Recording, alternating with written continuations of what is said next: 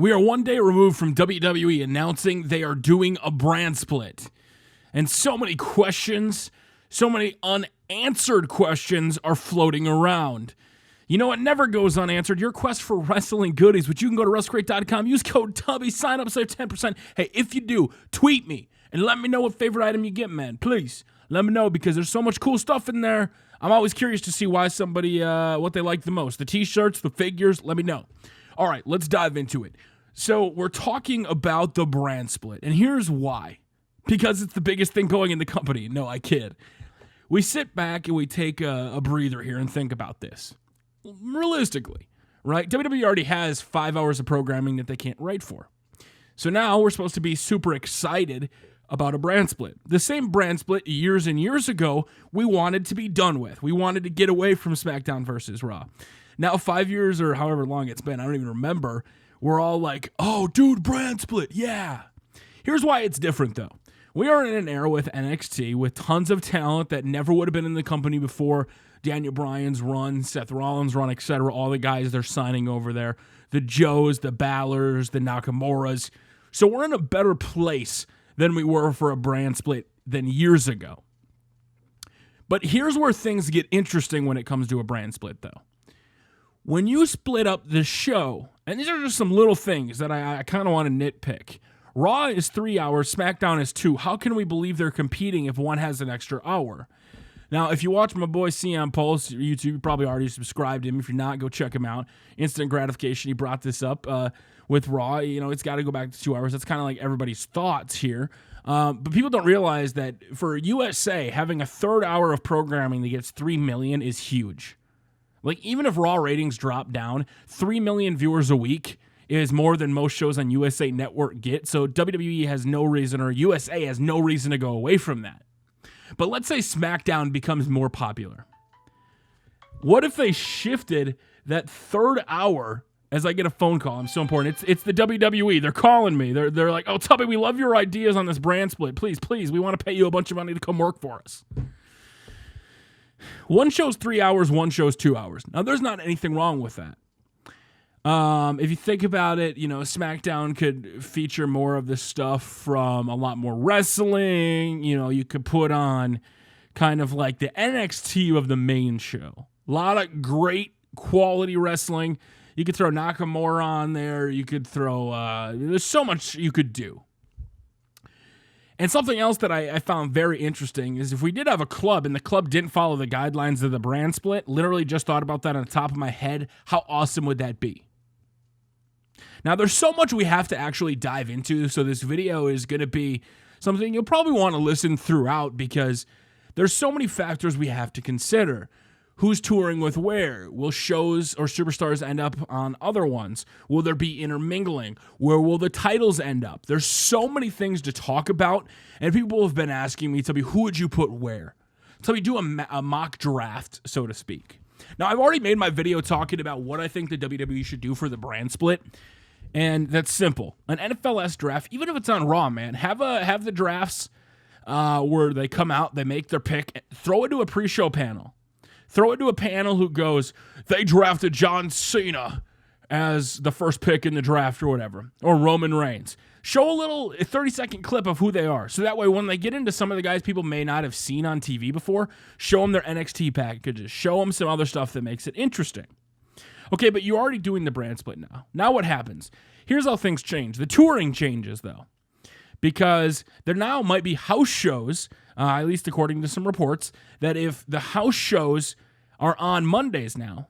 Now, WWE has competed in the past against its shows, but if you think about that, now, thank God for DVR, because with DVR, you could, if you had a SmackDown live tour in your area on Monday night, you DVR Raw, and you can go to that. But does that not cannibalize a little bit of the viewing audience if you're going after live viewing numbers? Now, obviously, it's not that many because a stadium or an arena only fills anywhere from, 3 to 20,000 people. So it's not like it's going to take down Raw rating, but, I mean, it's something to consider.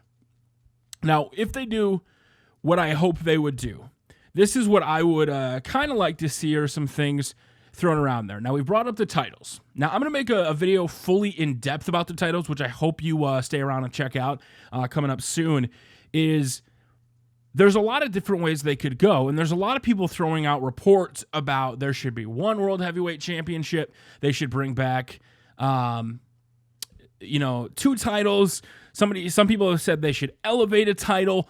And like I said, we're going to talk about more in depth, but when you think about it, I don't think they need to bring back a second title, because one big champion that could go between the shows is great. Yes, you do kind of want a big guy on the show, so that way maybe you can make 2 big pay-per-view matches. But let's be real, if Roman's the champion, it's going to be Roman anyway, right? Now, I've thrown around a distinct possibility that Roman and Seth could beat the absolute hell out of each other, and it could lead to them having a double pin where they both put their arms over each other, and then the next night they break them up and give them each a belt. Possibly. Who knows? Going into this now, what is this going to mean for the Money in the Bank briefcase? Right? You're going to win the briefcase, and there's now 2 shows. So does the person who have the Money in the Bank briefcase get to switch shows? Or if there's one champion, logistically, think about this now. We have Money in the Bank coming up very soon. When Money in the Bank happens and you get this contract, what is the point of Money in the Bank if you split up the 2 shows and give each show its own title? Think about that. That's what I love doing here, guys. I love having wrestling discussions where you're like, okay, the brand split's good. Well, but it may be good, but we got to rationalize and think about this. I would love to make like a quotation marks, discuss wrestling t-shirt or something like that. If that's something you would like, and it's something you might buy, or maybe we'd think of another name or an idea. If you have an idea for a shirt, let me know in the comment section below. I've really loved reading your guys' comments, man. Interacting with you guys has been absolutely amazing. I think we've had like 150 comments every video or something around that. So when we're discussing this and you're thinking about what is happening with the splits, who's going to run which show? Where are they going to go? And then you throw in the Money in the Bank. Are you fighting over Mr. Money in the Bank? What if you're Mr. Money in the Bank and you get drafted on Raw or SmackDown, but the champion's on Raw? That's something to kind of think about. And I don't know if they fully thought about that, but for that reason, I don't see them splitting up the titles. At least not for right now. Now, WWE could kayfabe the hell out of it and they could make it work, which I don't have a problem with. I mean, 2 titles, if the shows are represented equally, if the shows are trying to compete against each other, 2 titles is great, or else you could just elevate the IC championship. Now, like I said, we're going to talk more about titles, and I keep getting into this, but some people have said the IC on Raw and US on SmackDown. I would prefer it the other way. That's just me personally. Actually, I don't really care, man, as long as the titles have importance and you have a reason to watch. Now, there's talks about the women's championship going between each one.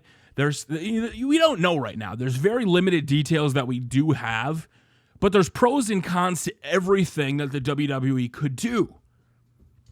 Do you put all your younger talent, kind of like NXT, on one show and have a smart cappy show where it's, the internet wrestling fans are going to go crazy for Styles, all the fan favorites, Nakamura, because Nakamura Styles on SmackDown, oh my God, give it a pay-per-view and 3 in a row.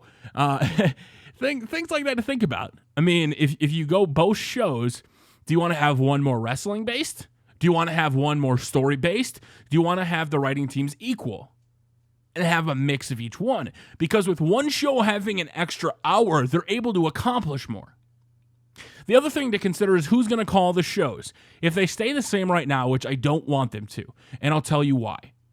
Michael Cole is absolutely great at his job. As much as you may hate him for some of the gaffes he makes or promoting the products, Michael Cole is the WWE announcer.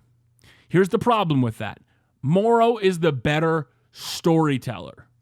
Now, and some people may disagree with me on this, but Morrow makes a match feel big, and I'm just going to throw this out here as we get into my mock draft eventually for this draft, I would take Mauro Ranallo first. I would let SmackDown take John Cena, and I would have Raw take Roman Reigns. Maybe the other way around, but you set the tone. A Corey Graves, Mauro Ranallo booth with Jerry the King Lawler possibly in there. Oh my gosh, think about that. Think how awesome that would be. Thanks to Pickle Boy, kid behind the camera. He told me about the Not Sam podcast where Paul Heyman said Corey Graves is the next Joe Rogan. I like Corey Graves. I like Mauro Ranallo. But with all the stuff in the brand split, guys, we're going to keep discussing it. We're going to talk about it. If there's an aspect of the brand split you really want me to talk about, make sure to let me know in the comment section below. If there's like, Tubby, what do you think about, I'm already doing a video on the title, so you don't have to worry about that.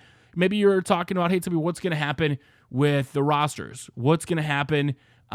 Is there going to be trades? Things like that. Just give me some ideas, the things you want me to talk about, as things are going to get very, very interesting in the coming months. WWE has a huge opportunity here, and I think they could do a great job. So with this brand split, with the proposed ideas, with everything that's happening, WWE could be looking pretty good right now, or it could be the worst thing they've ever done. Until next time, guys, thank you very much for watching. Make sure to follow me on social media at Tubby Emo. Get your WrestCrate. Use code Tubby to save 10%. Until next time, it's your boy Tubby Emo. We will see you all later. Roman Reigns.